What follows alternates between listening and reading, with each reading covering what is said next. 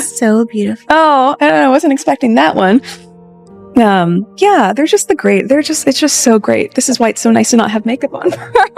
At 7:48 this morning, Prince William issued a statement so direct and uncompromising that even those closest to the royal family paused in disbelief. In just 19 words, he confirmed that the future relationship between the Crown and the Duchess of Sussex has been decisively and permanently closed, no possibility of return. The announcement, delivered without the usual diplomatic softening that accompanies royal communications, was released through Kensington Palace's official channel and bore William's name directly, a rare move that immediately signaled its gravity. Within seconds, the statement spread across the world, lighting up newsrooms, vibrating phones, and igniting reactions from London to Los Angeles. What made this moment profoundly different from previous royal communications regarding the Sussexes was not only the finality of the language, but the fact that William himself delivered it.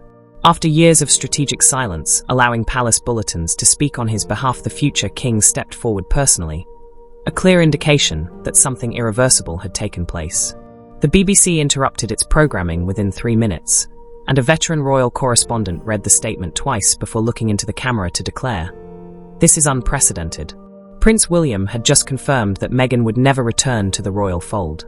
The announcement that Meghan would never return to the royal fold in any capacity hung in the studio air like frost, prompting Sky News to assemble an emergency panel where analysts sat momentarily stunned until a former palace press secretary voiced the sentiment everyone shared. William does not speak unless the matter is beyond negotiation. This was not a warning or a boundary, but a verdict.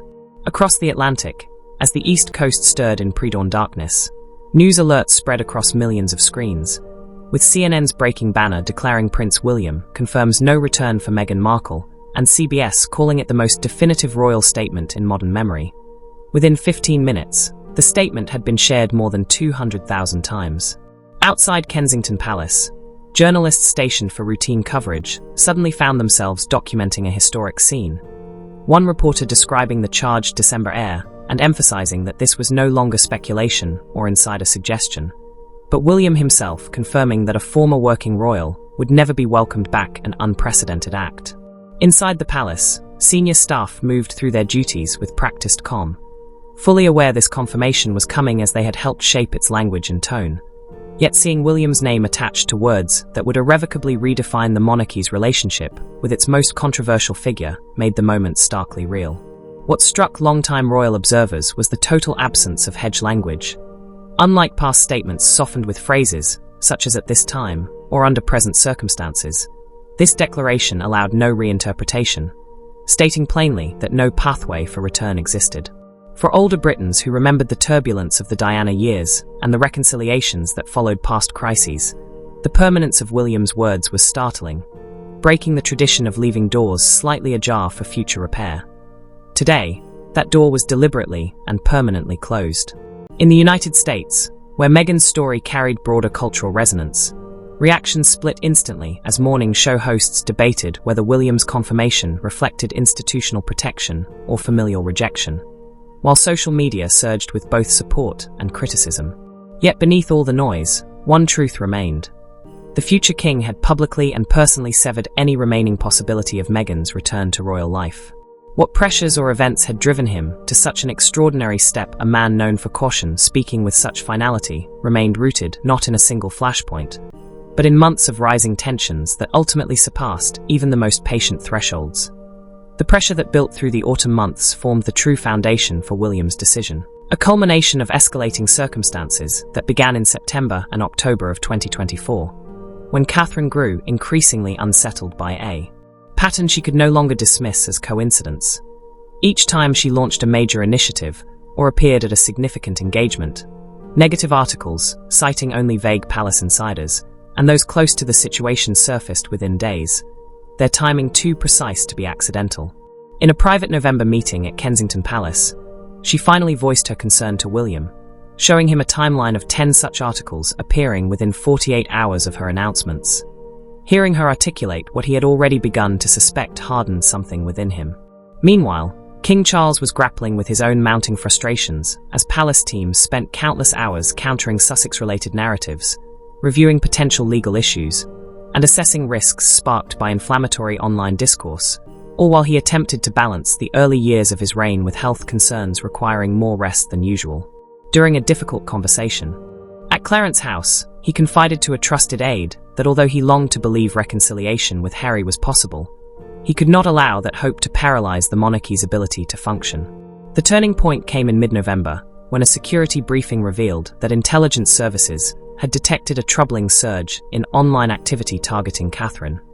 While much of it was typical digital hostility, some content crossed into territory requiring formal threat assessment, and William, reading the report in a secure room at Kensington Palace, asked the only question that mattered: how much of it traced back to pro-Sussex accounts?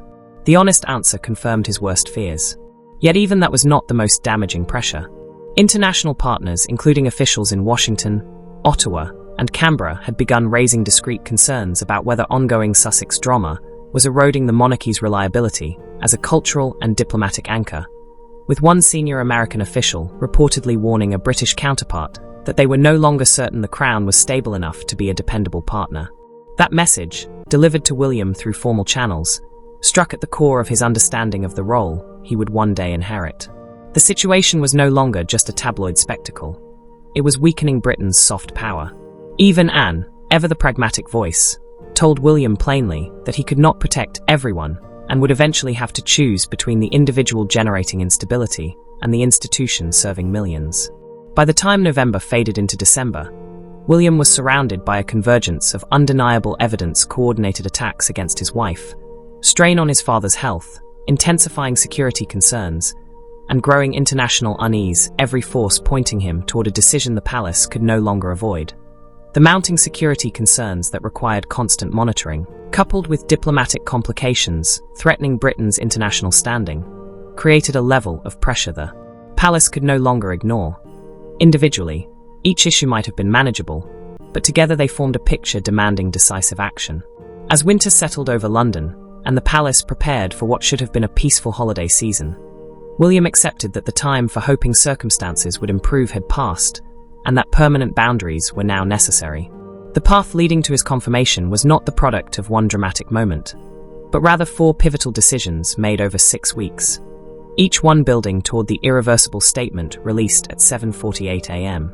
The first came from Princess, and during a private mid-October meeting in the Windsor Library, where she had often advised William during difficult periods, she delivered her message without softness, insisting that the institution required formal, documented, legally sound boundaries, not suggestions or vague hopes for reconciliation that could not be misinterpreted or negotiated.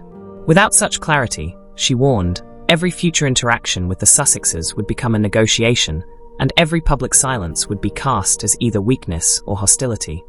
Only a clear public framework could end the cycle of reactive palace responses. William listened, knowing she was right. For years of ambiguity had produced only instability, and Anne was offering a proactive alternative. The second key decision came from the palace's legal team in early November, following a comprehensive review of risks associated with maintaining the current undefined relationship. In a confidential briefing delivered to William and Charles, they outlined potential legal risks if the Sussexes claimed informal agreements, security risks if their status remained unresolved during international travel, reputational risks if their commercial ventures conflicted with royal associations, and even constitutional risks during future succession transitions. The legal director put it bluntly: the longer the ambiguity persisted, the greater the institutional vulnerability would become, and they strongly recommended formalizing the separation in terms that eliminated any future dispute over standing, access, or expectation. William studied the legal assessment for several days and reached an inescapable conclusion. Maintaining vague boundaries out of hope for reconciliation was creating far more institutional risk than establishing a clean, definitive separation ever would. A painful realization, but an undeniably clarifying one. The third pivotal decision arose from an unexpected source, the Foreign Office, when a senior diplomat requested an urgent late November meeting with palace officials and delivered a message that was polite in tone but unmistakably firm in substance. Britain's international partners needed assurance that the monarchy remained stable and focused, and the ongoing Sussex drama was undermining that confidence. Polling data from key allied nations showed increased awareness of royal dysfunction, and, more troublingly, a decline in confidence among influential policymakers who had traditionally viewed the monarchy as a stabilizing institution. The diplomat did not prescribe a course of action, but the implication was clear. The situation had evolved beyond a family matter and into a foreign policy concern, and the government quietly expected resolution. William understood instantly what that meant for his future role. He would one day be responsible for navigating complex diplomatic relationships in an increasingly unstable world, and if foreign partners doubted his ability to manage internal family dynamics, they would inevitably doubt his capacity for larger responsibilities. The personal had become political in a way he could no longer ignore. The fourth and final decision was the most intimate, the one that came from within William himself. Throughout November, he had watched Catherine endure increasingly hostile waves of media scrutiny with unwavering grace, witnessed his father struggle beneath the weight of unresolved family conflict as he attempted to solidify his reign, and seen his children grow up in an atmosphere where their family was dissected daily by strangers. At some point amid these accumulating pressures, William recognized that the cost of silence had become too great. His duty as a husband, a son, a father, and a future king now demanded action that no advisor could make. For him, throughout those long November weeks, William crossed a threshold he hadn't even known existed, realizing that his responsibility to protect his immediate family, Catherine, and their children, had to outweigh any lingering hope of reconciling with his brother and sister-in-law. It wasn't a choice he wanted to make, but one forced upon him by circumstance. In a quiet conversation with Catherine in late November, he finally voiced the truth he had come to accept, telling her, "I cannot fix this, and continuing to try is harming the people I can protect." And Catherine, who had never asked him to choose, simply took his hand in silent understanding of how much the admission cost him. These 4 decisions and strategic framework, the legal team's institutional justification, the Foreign Office's diplomatic warning, and William's own personal resolve formed the foundation for what he would later confirm publicly. By the time December arrived, the question was no longer whether to act, but how to communicate a decision that had already solidified. The final step came at an emergency summit on the evening of December, first in a small private study at Windsor Castle. A room cold despite the fire, crackling in the hearth as December darkness pressed against the windows like something living. This was not a full family gathering, but a focused strategic council of those who would have to defend and implement whatever course was chosen. William arrived first, carrying a single folder containing the draft statement. He had spent 48 hours refining, testing every word, considering every implication, and ensuring each phrase conveyed exactly what he intended, knowing his name would stand alone at the bottom. The statement William carried into that meeting would define his approach to family conflict for the rest of his reign, and he knew it had to be exact. Charles entered quietly, looking older than he had only weeks earlier, the weight of the looming decision visible in his face, his movements, even the heaviness of his breathing. William saw immediately that his father was struggling, not only with the institutional implications, but with the personal pain of watching his son's relationship fracture beyond repair. Princess Anne arrived next, steady and unyielding as winter stone, the person who had advocated for this moment longer than anyone, and who believed with absolute conviction that no institution could survive if it remained vulnerable to continuous disruption. Personal feelings, however valid, could not obstruct necessary clarity. Then Catherine stepped into the room, shifting the atmosphere instantly. She rarely attended strategic meetings, usually standing beside William privately while focusing publicly on her own work. But tonight she came because whatever was decided would shape not just the monarchy, but their family's future. William opened the meeting with blunt precision, warning that the decision they made would be permanent, no softening, no reconsideration once emotions faded. Charles shifted uneasily and nodded once, and Catherine sat still and resolute. William explained that he had examined every possible alternative private communication through intermediaries, formal mediation, gradual boundary setting, even time-based reassessment, but none addressed the core issue. That lingering ambiguity was fueling constant instability. He slid the draft statement across the table. Charles read it slowly and solemnly before passing it to Anne, who finished it quickly and handed it to Catherine. When all 3 had reviewed it, silence filled the room until Catherine finally spoke, her voice gentle but unwavering, reminding William that the decision would wound Harry deeply. William met her eyes and acknowledged the truth of it, but insisted that continuing in the current state was hurting her, hurting their children, and weakening the institution his father had entrusted to them. He could no longer prioritize the hope of reconciliation over the necessity of protecting those he was responsible for. When Charles finally found his voice, it came thick with emotion as he said, "William, I understand the necessity, but this it felt to Charles like closing a door that ought to remain open, however slightly. But William answered gently that the door had become a weapon each time it stayed ajar. It created another opportunity for instability, and he was not closing it out of anger, but because it was the only way to move forward.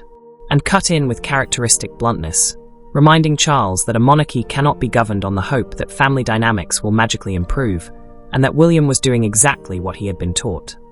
Putting the institution first, even when it cost him personally. Silence settled again until Catherine reached out and touched the draft statement, noting that its language was clear, non-accusatory, and simply declarative of what would be, which she believed was the correct tone. Charles leaned back, eyes closed for a moment, and when he finally looked at his son, the expression on his face carried decades of complicated history as he said quietly, "You have my support not because I want this, but because I trust your judgment." William felt something tighten in his chest, but kept his voice steady as he declared they would proceed, releasing the statement the next morning at 7:48 with his name attached, ending the uncertainty. After the meeting adjourned, he remained alone in the study, staring at the document that would soon reshape his family, his future, and the monarchy's relationship with its most controversial former member. Certainty, however painful, now felt less damaging than the perpetual instability they had endured. Catherine paused in the doorway before leaving, telling him softly that he was making the right choice even if it didn't feel like it, and William nodded, turning back to the words that would redefine everything come morning. At precisely 7:48 a.m. on December 2nd, the statement went live.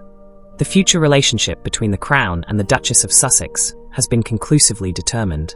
There will be no pathway for return. Released simultaneously across all official channels, it ignited global reaction within seconds.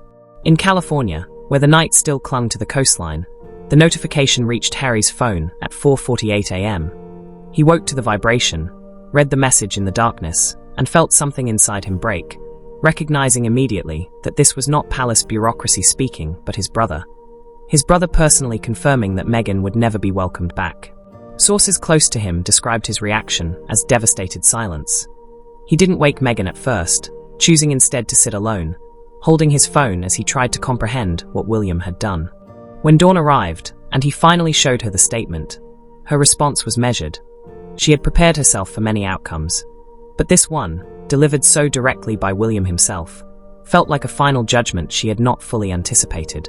Back in London, palace operations moved with practiced efficiency as communications teams fielded hundreds of inquiries within the first hour, and legal teams prepared for the inevitable reverberations of a decision that had already reshaped the landscape of the monarchy.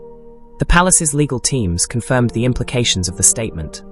No future collaboration, no ceremonial role, no circumstances under which Meghan could return to institutional life, and security teams immediately adjusted protocols to reflect the new, clearly defined relationship status. Inside Kensington Palace, William moved through his morning duties with outward calm. Staff noted he appeared neither triumphant nor despondent, only resolved, as though he had crossed a threshold that could never be uncrossed.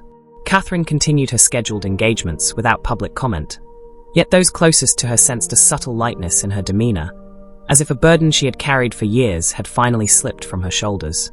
Princess Anne, when asked by a journalist for her thoughts during a public appearance, offered only a faint smile and the remark, "The statement speaks for itself," a perfectly Anne-like way of saying everything by saying almost nothing. Charles spent his morning in private meetings, emerging only for essential duties. Aides described him as sorrowful but accepting, a man who had authorized William's choice despite the personal pain it caused, and now had to live with the weight of that decision. Across British media, reaction was swift and largely supportive. Commentators praised William for providing clarity. Editorials emphasized that the monarchy required firm boundaries to function, and even outlets previously sympathetic to Meghan acknowledged that the statement ended years of draining speculation. In the United States, responses were more divided as morning shows debated whether William's decision was justified or cruel, and social media surged with competing hashtags. Yet beneath the noise, a general consensus formed that the confirmation had irrevocably changed the landscape, not a pause, but a conclusion. By midday, palace officials announced there would be no further statements. The matter, for the crown, was closed. Meghan's future, they affirmed, would unfold completely outside the royal institution, and William, having made the most difficult decision of his public life, had drawn a line that would define his leadership for decades. As December's light faded over London, the reality for Meghan in this fictional narrative became unmistakably clear. The future she might once have imagined, one in which time, distance, or goodwill could eventually heal old wounds, no longer existed. William had not merely closed a door, he had declared that no door would ever reopen. The practical consequences were immediate and severe, marking the beginning of a new chapter in which her path diverged permanently from the monarchy's, shaped now only by choices and opportunities entirely separate from the institution she once served. With the severing of her relationship to the crown, Meghan loses access to the security coordination that accompanies royal association. International travel becomes more complex. Commercial activities must proceed without institutional guidance or protection, and any possibility of participating in future royal events, even those involving her own children, during significant family milestones, has been explicitly eliminated. Financial consequences follow swiftly. While she and Harry have built independent income streams through media deals and public speaking, the complete severing of royal ties removes certain protections they may have relied upon, requiring reassessment of contracts and partnerships that assumed potential royal involvement. Perhaps most significantly, William's confirmation removes any strategic ambiguity Meghan might have used in her own narrative. She can no longer suggest that reconciliation remains possible, or that doors may reopen if circumstances change. The future king has personally and publicly stated that no pathway exists, and that statement becomes historical record, immutable regardless of media campaigning. For those who have followed her journey, the moment is profound. Meghan entered the royal family as an outsider hoping to modernize an ancient institution, departed when her vision collided with immovable tradition, and now sees that the institution has moved forward without her and will continue to do so. Beyond one individual, this finality underscores a larger truth. When personal vision fundamentally conflicts with institutional structure, one must bend or break. Meghan chose not to bend. The institution chose not to break, and William, as its future guardian, has confirmed that choice with absolute clarity. Observing this, one is reminded of the nature of irreversible decisions. Life often tempts us to hope doors remain open, that time heals what conflict has damaged. Yet sometimes the kindest act is to stop pretending reconciliation is possible and accept reality. William's decision was not cruelty but clarity. Years of ambiguity surrounding Meghan's status created relentless turmoil, every statement passed for hidden meaning, every silence interpreted through competing narratives, every family moment overshadowed by speculation about potential reconciliation. That cycle has ended. For the monarchy, William's choice represents a turning point in handling internal conflict in the digital era, where ambiguity is corrosive rather than protective. For Meghan, the path ahead is hers alone. She can focus on her causes, free from institutional constraints, but also without institutional support, able to tell her story and make decisions without considering a relationship that no longer exists. Freedom comes with cost, but it is freedom nonetheless. As December settles over London and California alike, one truth is absolute. William has confirmed what many suspected, but few dared to state. Meghan's royal future has ended definitively, not gradually, not through negotiation, but with a final verdict delivered personally by the future king, whose authority ensures it will not be undone. The lesson for all watching is simple, yet profound. Sometimes the bravest act is to stop hoping for what cannot be and begin building what can. William has made that choice for the institution he will one day lead. Meghan must make it for the life she will continue to live, and the rest of the world must come to terms with it as well. In the end, William's confirmation was not judgment or punishment, it was the acknowledgement that some separations must be permanent for everyone involved to move forward. The Crown has accepted it. Now the world must too.